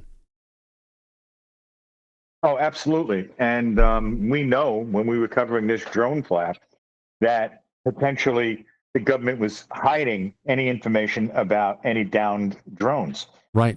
So they didn't want us to know. No. And the question is, why? If this is authorized by the FAA, according to President Trump, then why wouldn't we be aware of that? Why would they go out of their way to cover this up to the level and degree that they have? Yeah. It's very strange. Doesn't make a hell of a lot of sense. Still doesn't. Well, if anything, the answer we got from Trump was before we had our new leader of the Department of Defense. Hopefully we'll get some real answers on what was, or our new director of national intelligence, or a lot of the other people who've been brought in the Trump administration give us the answers. The answers we got on the drone flap was from a bunch of career bureaucrats who are potentially aligned to a prior administration, and they're used to covering it up versus bringing out the truth. Right. And they have been going out of their way to cover this truth up, even with something like potentially prosaic drones. They're still covering that up, which is even deepens the mystery, because if it's something that's authorized, there's no reason to have it covered up. Because look, the other aspect of this that most people, I think, are not paying too much attention to is that if it is in fact authorized by the federal government, then that means that the money that's being used for these drones to do the incursions all across the continental United States like they have is being funded by taxpayer money. It's our money that's paying for this, not theirs. So we absolutely have a right to know, legally and morally, but they're covering it up. So it's something that there's going to have to be answers for. Yeah. This Really is not gonna quick, be able John to Smith, continue. the solar maximum is this year, 2025. We reached the solar maximum in 2024, and we're going to continue through the solar maximum through 2025. Don't plan on it happening through 2026. On that note, Mike, what a great show. What a passionate show. A lot of people hanging out during the broadcast tonight. It's been phenomenal for a Saturday.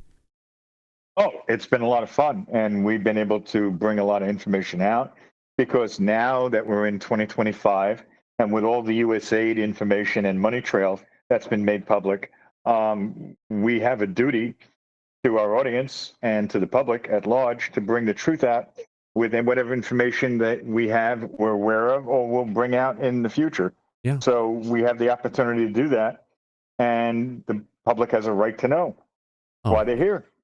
Absolutely, my friend. Absolutely. Let's see if I can get this from here. Where I thought I had this here, moderation. Thought there was. Here we go. Fan funding. All right, let's go ahead. I want to go ahead and thank everybody for your wonderful super chats tonight.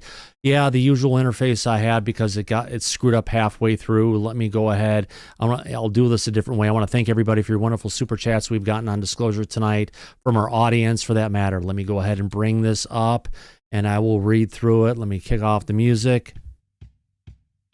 I want to thank everybody for your wonderful support of everything we do here at Disclosure tonight. More importantly, I want to focus on the people that have given us some super chats. Who am I talking about? I'm talking about Faze Will.